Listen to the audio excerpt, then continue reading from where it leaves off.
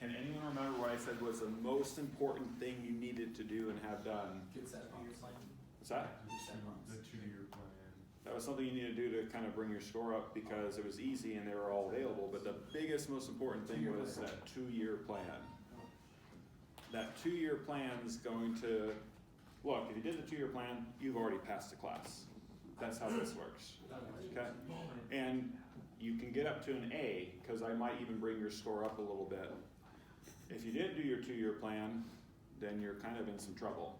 But we'll see what we can do. Yes? So I have my one-on-one meeting later today, but I was going to submit the meeting as mine. No, because it was due before class. That's the issue. But there's some redemption. Hold on. Yes?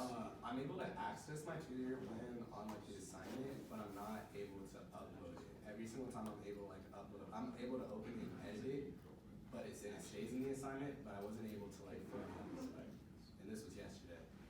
Okay, it was available until yesterday at 11:59 p.m. Yeah, I know. I probably finished it because I did it at the same time as my get set prompts before I went to the airport. Okay, so, but again, it was available for, that's fine. But if you didn't submit it by the due date, there's gonna be an issue with your grade. You can still pass the class. Okay. I just want to make sure it's not 0 because I did it. It's a 0 right now, but you can get partial credit for it. We'll talk about that today, okay?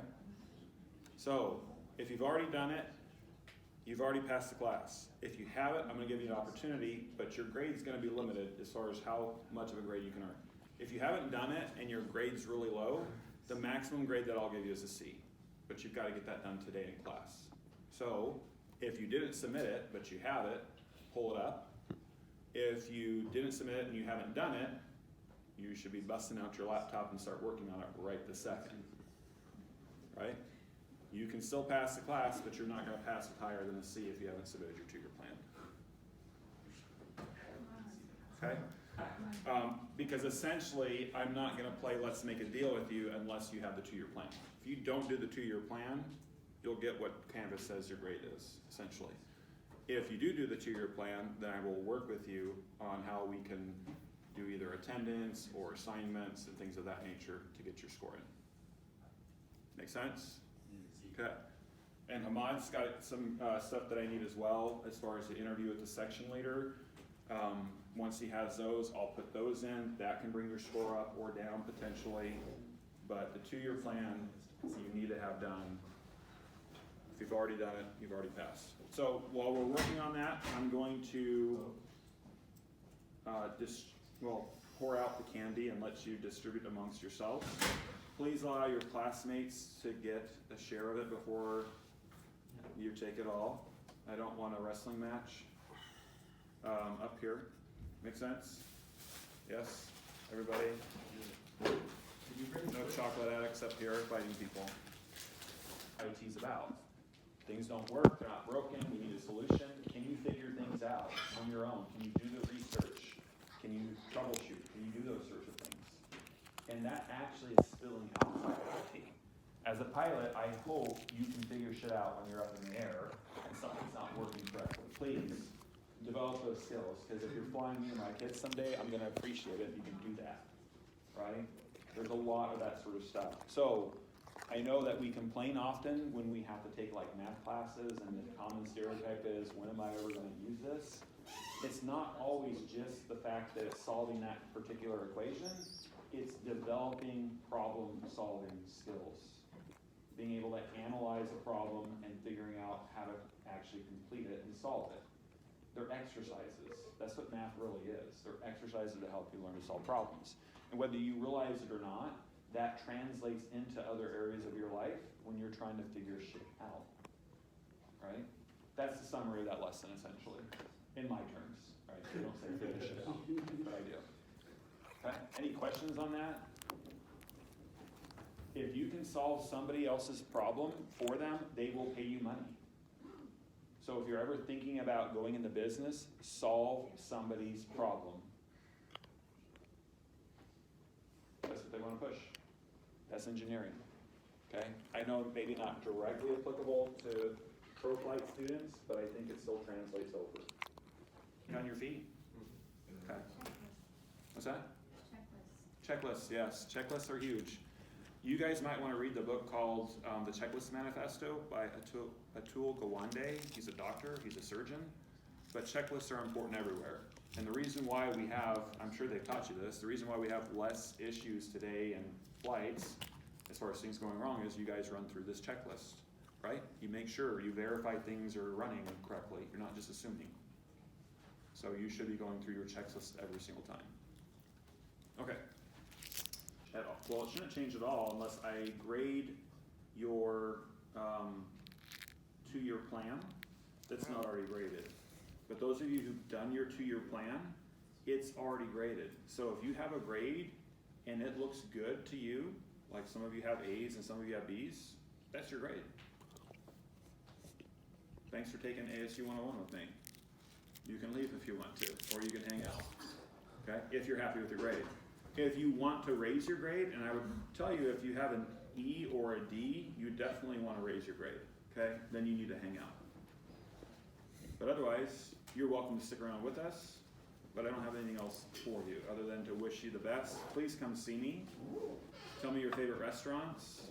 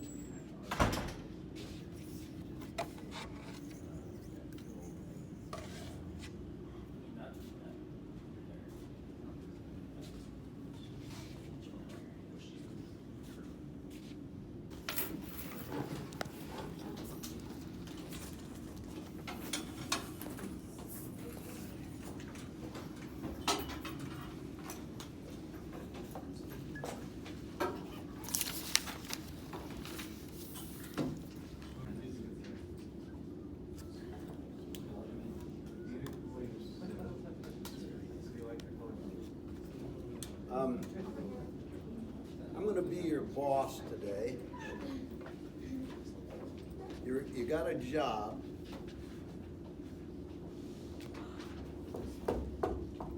People aren't always listening. I understand there are a half dozen or so of you in here for class on Wednesday.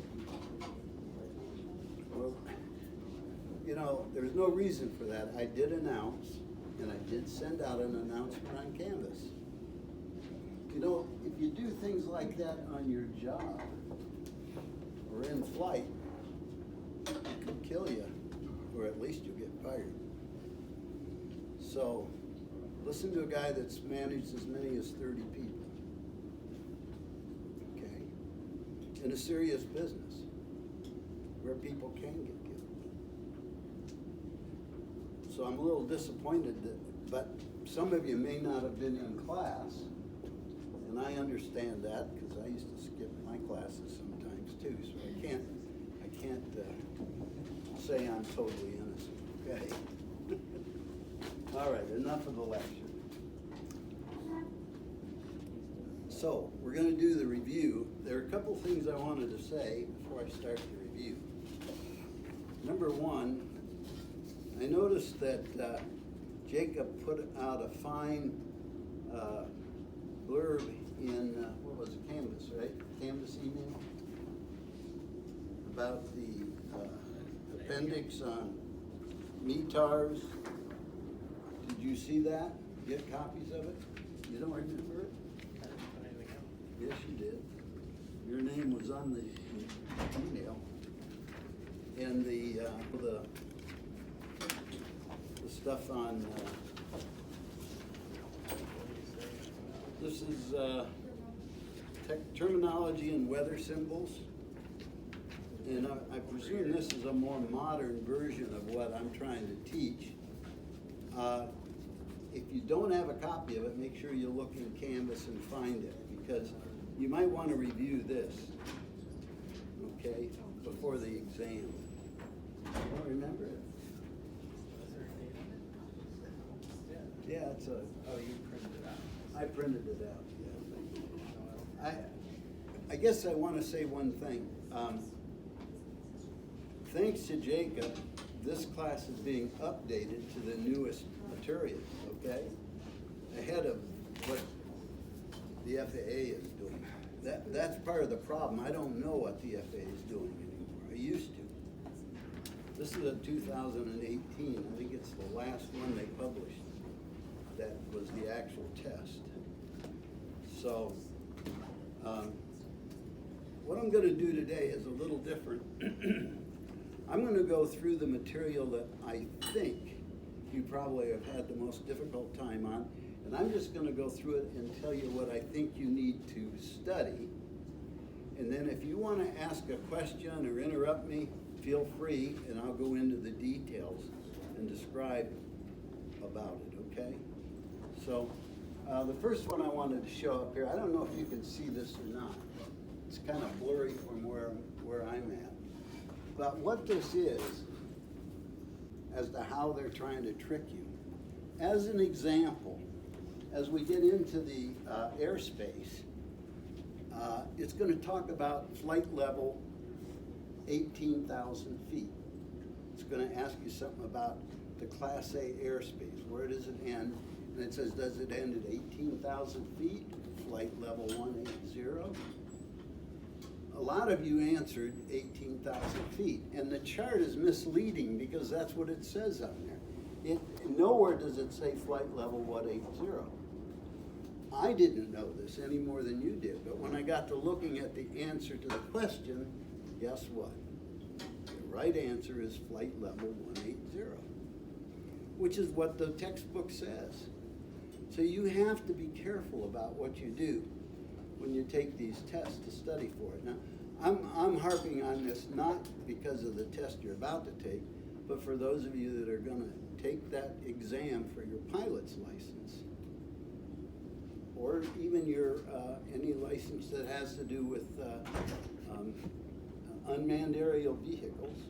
Okay, I want you to get it right, because it's your life that's in there. And some of you I know are not planning to get a pilot's license, but hopefully you'll be encouraged to later in life when you make enough money. Now, I was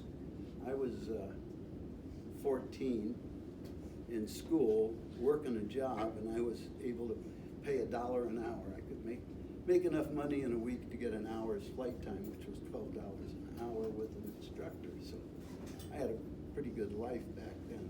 I don't think you could afford it like that anymore.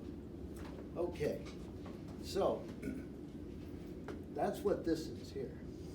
If you want to know something about the Jeppesen and you want to tie it into the Gleim, go to these study units and they tell you what the subject matter is. The top one is the FAA knowledge test itself, then study units. Like this one here, I don't think I totally understand what this is all about or why it's there. I understand what it means. Now, why the higher altitude is on the bottom than the upper altitude, I've got no clue. Okay. But if you learn these, you'll pretty well get a good grade on the test with respect to this area. Anybody have any questions on it? Good. Good. Not that I don't like questions. Okay, this chart, here's the one that's very misleading. This is where it says 18,000 feet. But it's not, it's flight level 180.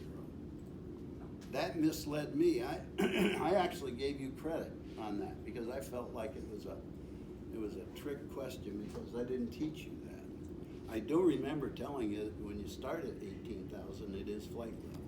So I accept that. Now, the other things that you can get out of this chart is to get an idea of the shape of the different airspaces. This guy, Class B, is the most complex, and it's not going to be circular and compact.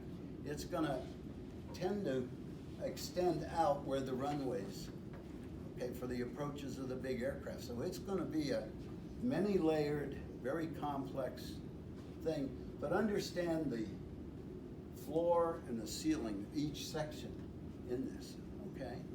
Here it's a floor, there's a ceiling. That airspace, you don't enter. That's the thing you want to remember about that. Also, you need to have a transponder with altitude reporting capability to enter that.